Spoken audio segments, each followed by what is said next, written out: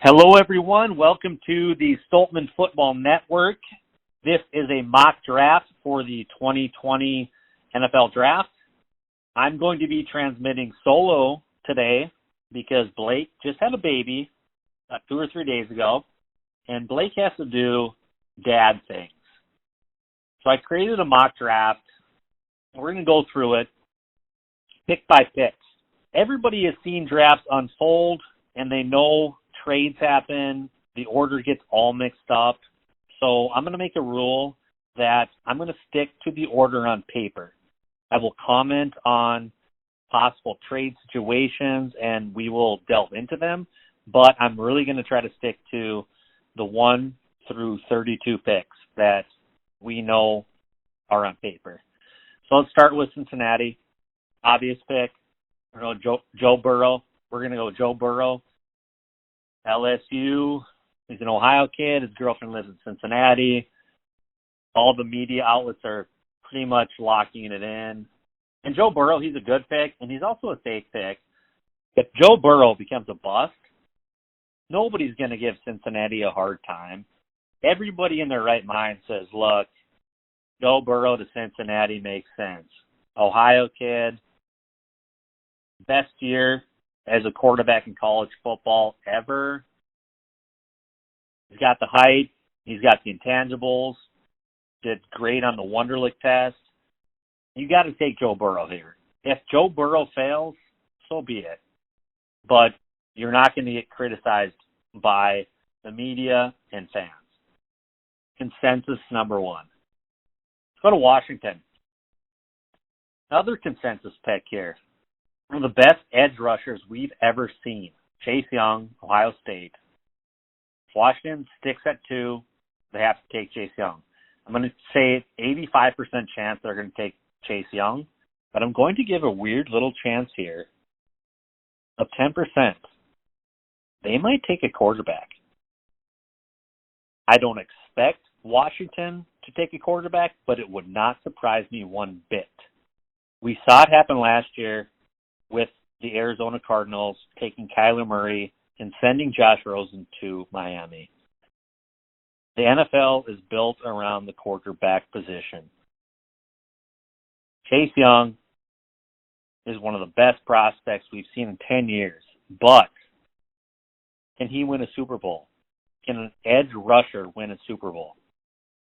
Washington has been very quiet, very silent team.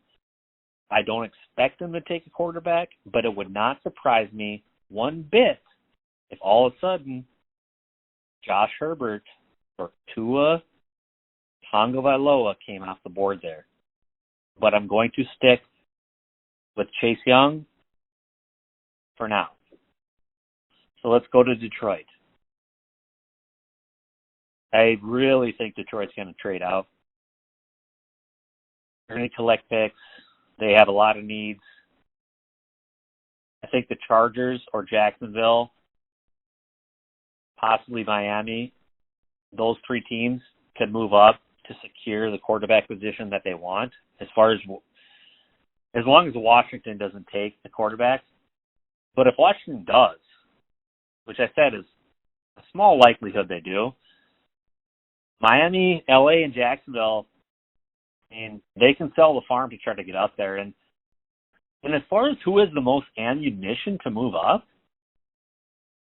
you got to look at Jacksonville or Miami. Miami is going to get a quarterback at the top. They have the 5th pick and the 18th pick. They really should not need to trade up, but if Detroit does it properly, they could bait Miami into moving up and secure the quarterback they really want. So Miami could flop out and move into the 3 spot and take either Tua or Herbert. Wouldn't surprise me one bit. But I will take the 3 pick, Jeff Okudah for Detroit. He can shut down half the field, passes all the measurables. Ohio State, his tape is great, passes all the check marks, great player. So let's go to 4, New York Giants. 95% chance they're going to trade out of this. They have so many needs. They have the quarterback. They have their running back. Somebody's going to move up to take that quarterback, like I just said, whether it's Miami, LA, Chargers, or Jacksonville. But if they don't trade out, if everything stays as is, we're going to take Tristan Wirfs, tackle, guard from Iowa. The dude is so athletic, great size, great speed, balance. If you watch his combine, his thighs are just juicier than a Thanksgiving turkey. So the Giants, at 4, if they stay, I'll take Tristan Wirfs, but 95% chance the Giants are going to be trading out to LA or Jacksonville. Because the Giants have a lot of needs, and if they slide down 2-3 picks, they're still going to get the guy they want. The Giants are in the best position in this draft to completely clean house. Can Dave Gettleman get it done? Let's go to 5, Miami. Joe Burrow's gone. Miami has their choice quarterback. I think they shock people and go with Justin Herbert. I think Justin Herbert is the better prospect.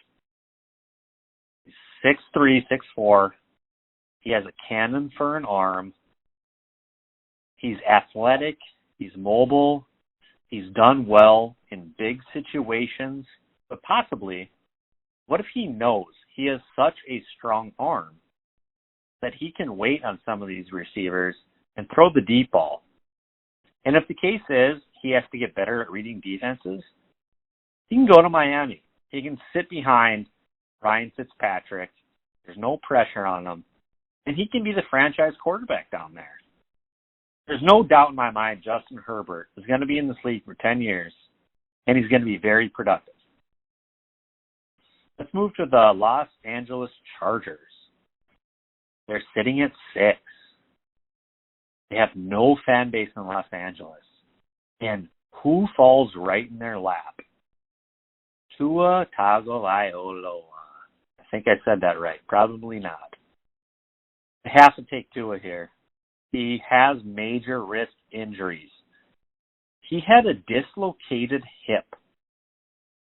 That's very dangerous. His hip is going to get hit a lot in the National Football League. Also, he had ankle issues. He had surgery in his ankle. Trent Dilfer thinks he's the best prospect of all time. Does he move as well as Russell Wilson? No. So he's not Russell Wilson.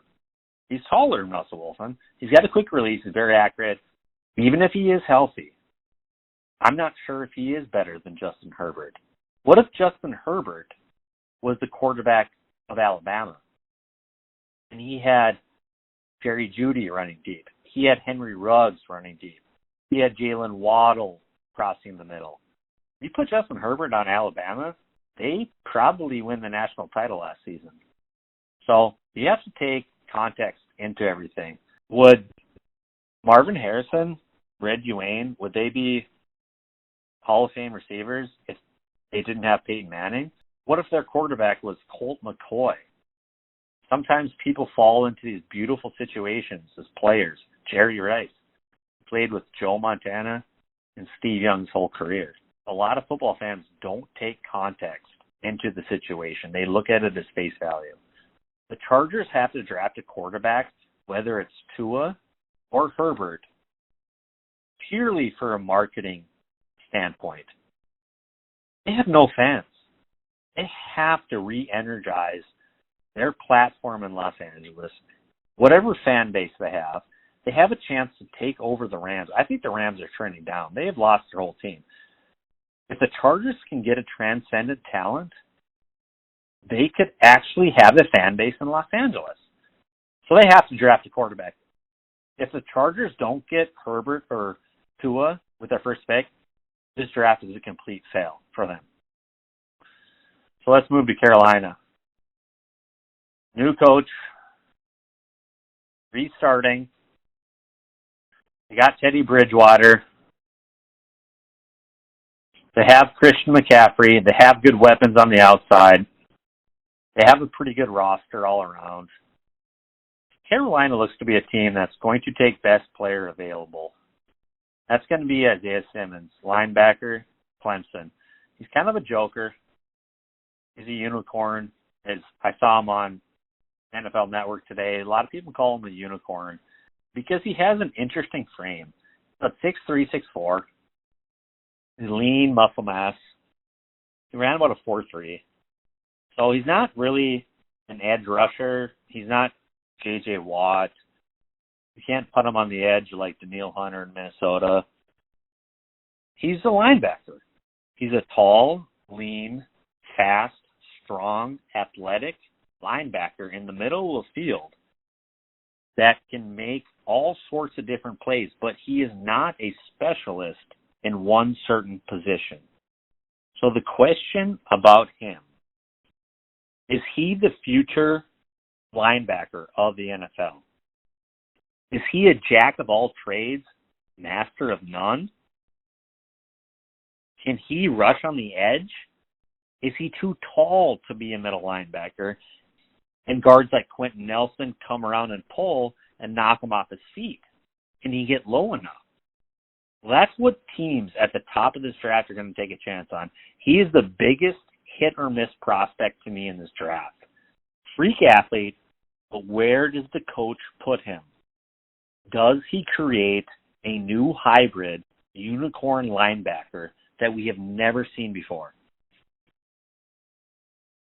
The closest comp I see to Simmons is Tremaine Edmonds from the Buffalo Bills, from Virginia Tech, 6'5", incredible athlete.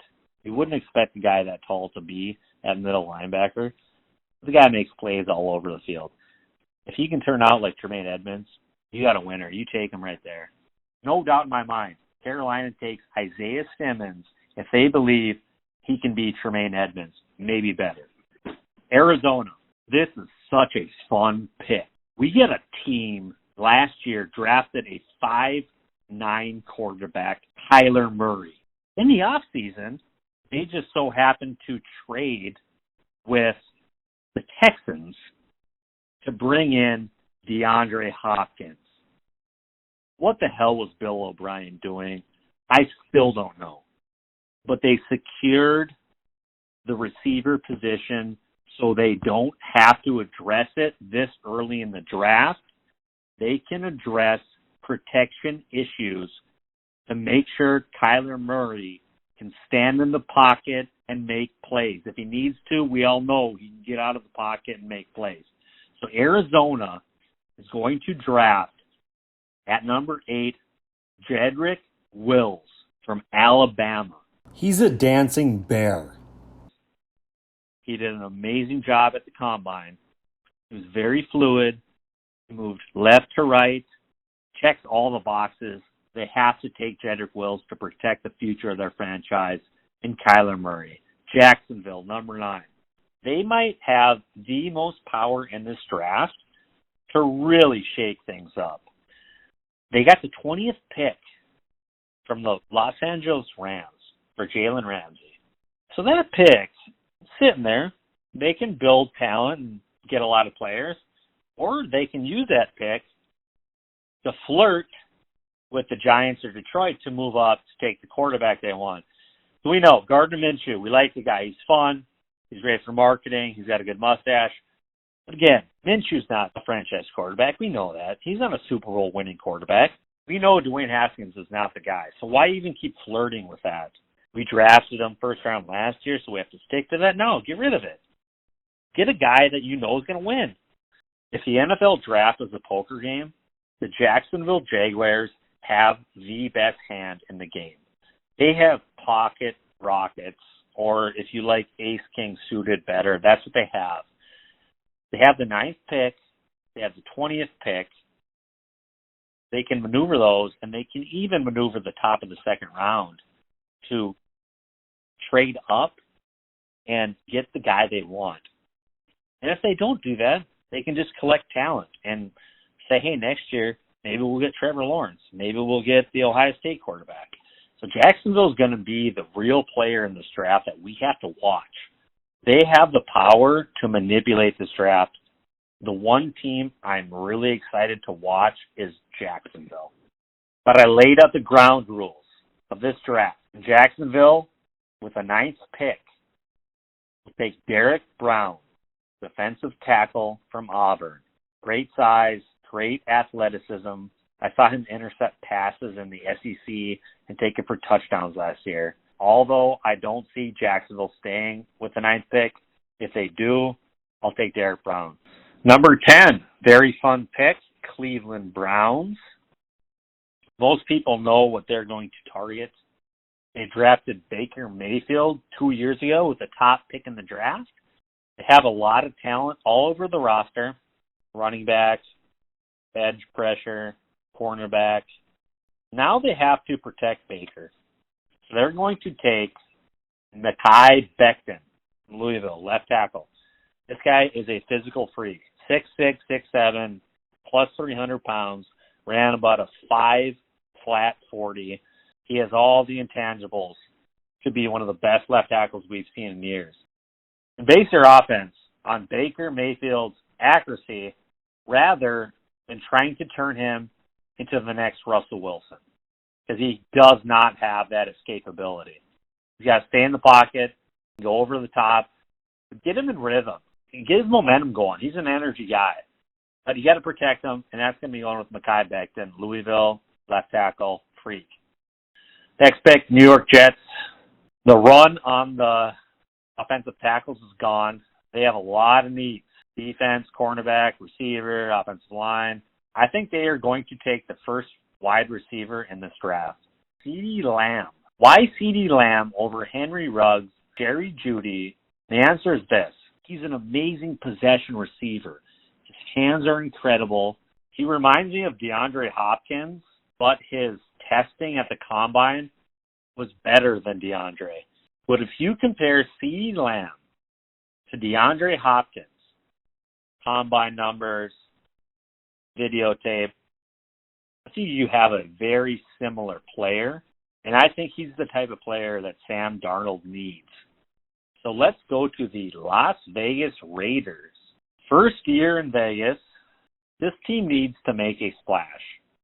They will draft Henry Ruggs, maybe the fastest guy to enter the NFL since Tyreek Hill. He didn't run the 40 that he wanted to. It's really tough to judge who's the fastest guy ever because everybody on different days might have woke up with more energy or ate the right thing the night before and they just ran fast that day. But if you're in the 4.2s, you're in the 4.2s. And Henry Ruggs is that guy. And the Raiders have always loved speed. And the Raiders have to compete with the Kansas City Chiefs. Henry Ruggs is the prototype of Tyreek Hill. If Henry Ruggs can be even 75 to 80% as productive as Tyreek Hill, that's a huge winner for the Raiders.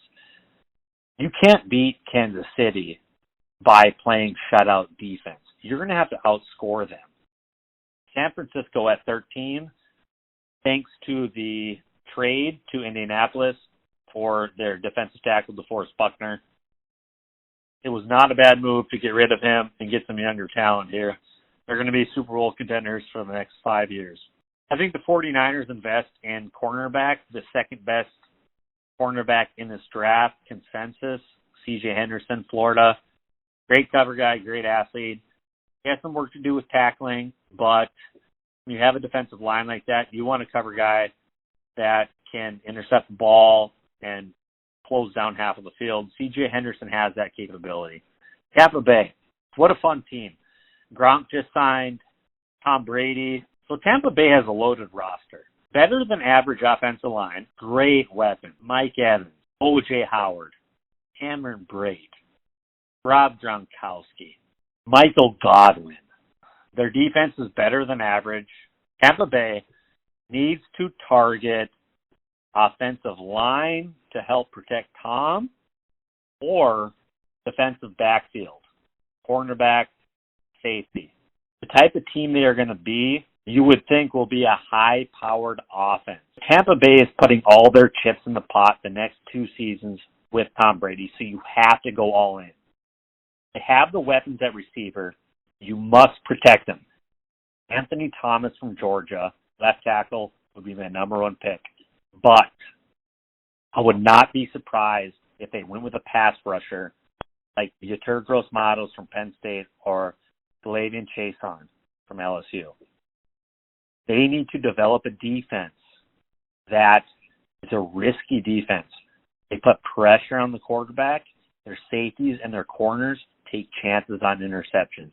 You expect Tom Brady to lead this high-powered offense into a lot of point scoring. Therefore, their defense can take chances and put the game away. Let's go to the Denver Broncos. Denver has a well-balanced roster, a second-year quarterback that is showing potential with Drew Lock. He seems like a little bit of a weirdo, but I like the guy. Most people do. He's got a big arm. He reminds me of Jay Cutler, the way he plays, the way he looks, the way he snaps the football off his wrist. And Denver has a lot of talent. And there is a receiver that dropped right into their lap, Jerry Jeudy. They will turn that pick in within 5 seconds. They may have stolen the best wide receiver in this draft. Jerry Jeudy, 4'4", 6'1". He may be the best route runner since Jerry Rice. They compare him to Jerry Rice. Let's go to the 16th pick, Atlanta Falcons. This is my favorite pick of the entire draft. The Falcons got so fortunate that all the other needs of these teams went to offensive tackle, wide receiver, because a J.J. Watt type of player fell right to them. This guy's name is Javon Kinlaw. South Carolina Gamecocks. He is 6'3" to 6'4", 310 pounds. Google this guy, Javon Kinlaw. Look at the photos of his body. His arms are so lean and strong and fat, like a fat burrito arm, filled with beef barbacoa, rice, and beans. Javon Kinlaw came from a really tough background. He was homeless. So as a young man, he learned how to be humble. He learned how to work hard. Javon Kinlaw is my favorite player in this draft. Javon Kinlaw is going to destroy guards and destroy quarterbacks from the interior defensive line position. And it's very rare to get a guy like that. Kinlaw is the steal of this draft by Atlanta. Good job. Let's go to Dallas. Who's a franchise quarterback? Why hasn't Dak gotten paid? Think about that. Jerry Jones wants to pay everybody. Jerry Jones paid Amari Cooper. Jerry Jones paid Ezekiel Elliott. Jerry Jones paid DeMarcus Lawrence. Jerry Jones has yet to pay Dak Prescott. Dak Prescott will make a lot of money this year, but so much pressure is on Dak Prescott to earn a long-term contract that Dallas will be one of the most interesting teams to watch exclusively due to Dak Prescott. If Dak Prescott sinks, I would not be surprised. If he swims, I would not be surprised. But Dak has not shown us in crucial situations, playoff situations, he has not shown the capability to do that. And every sports analyst knows it, whether it is Skip Bayless, Colin Cowherd, Stephen A. Smith, or any average fan in the stands. We know Dak has showed us some good things, but he has not proved that he is capable of winning the Super Bowl. He's going to make a lot of money this year. The pressure's on him.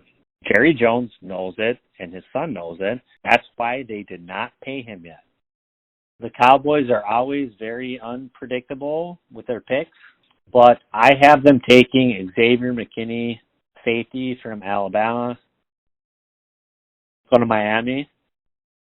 With the 18th pick, from Pittsburgh, due to the Minkah Fitzpatrick trade, will be taking a left tackle, Austin Jackson, from USC.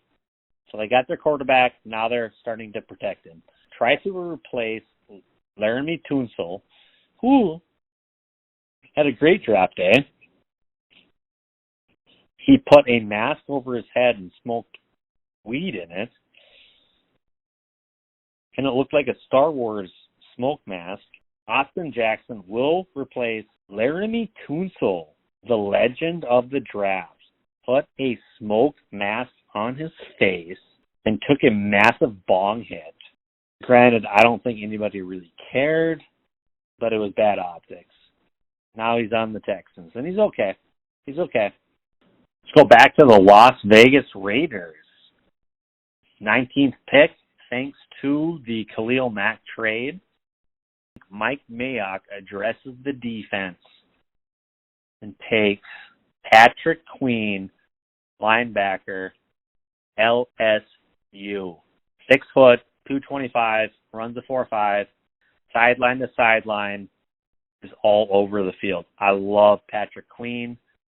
He's going to fit the Raiders so well. Let's move on to the 20th pick, Jacksonville. Granted, I already think this pick is going to be traded, but they're getting rid of their defensive end at some point in Ngakoue. It's been causing a lot of trouble on Twitter.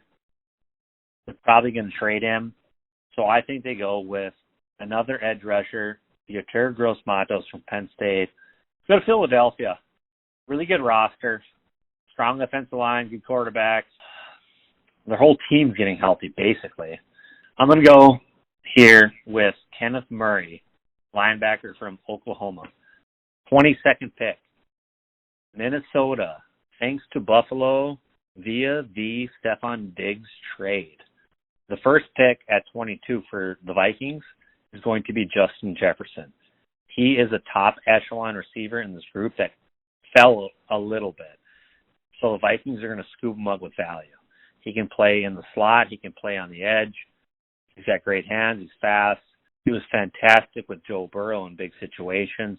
The Vikings are going to be very happy to get him at 22. New England. I'm going to have the Patriots take Jordan Love, Utah State quarterback. 24. New Orleans Saints. Drew Brees has 1 to 2 years left. They have to supply Brees with an additional pass catcher. And the player they will take is Denzel Mims. Denzel Mims is my second favorite sleeper in this draft besides Javon Kinlaw. 6'3", 3/4. Guy ran a 4.39. Denzel Mims is going to be a big-time player in the National Football League. And New Orleans will take him at 24. 25th pick, Minnesota.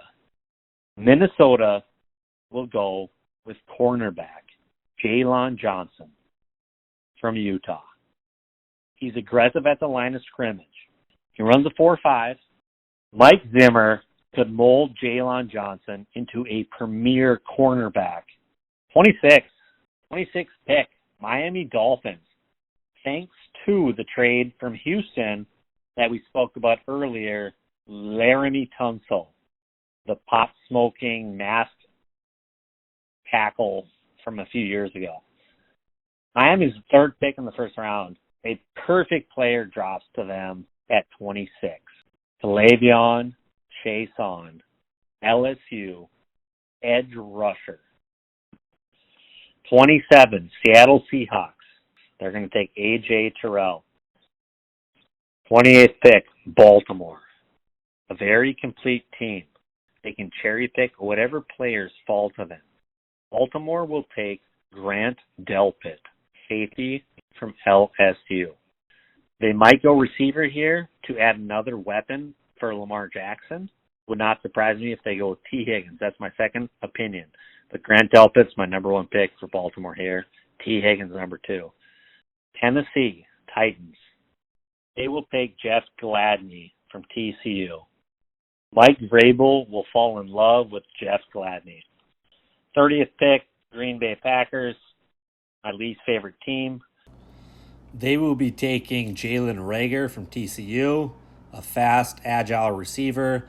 He can take the top off the defense and let Devontae Adams score underneath and take some pressure off him to go over to the top. Highly underrated player. Packers get a lot of value here. Back to the 49ers with the 31st pick. They already acquired C.J. Henderson in my mock draft, so they went defense. Got a cornerback, which they really need. Now they have to replace Emmanuel Sanders.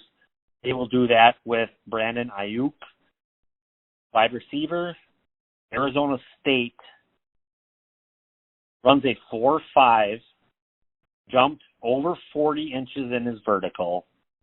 Very productive. Scouts love this guy, hard worker. He's perfect for Kyle Shanahan, and Brandon Ayuk will be a perfect piece for Shanahan and Garoppolo. The last pick in the first round, Kansas City Chiefs, reigning Super Bowl winners. Incredibly explosive offense. They have so many weapons. They need a defensive playmaker in the backfield, and that's going to be Antoine Winfield, Minnesota Gopher, son of Antoine Winfield. I guess they call him Antoine Winfield Jr. Safety, he's going to go opposite Honey Badger. It's going to be perfect for them. So that's my first round. We're going to see how it shakes out. Excited. And let's have some fun, guys.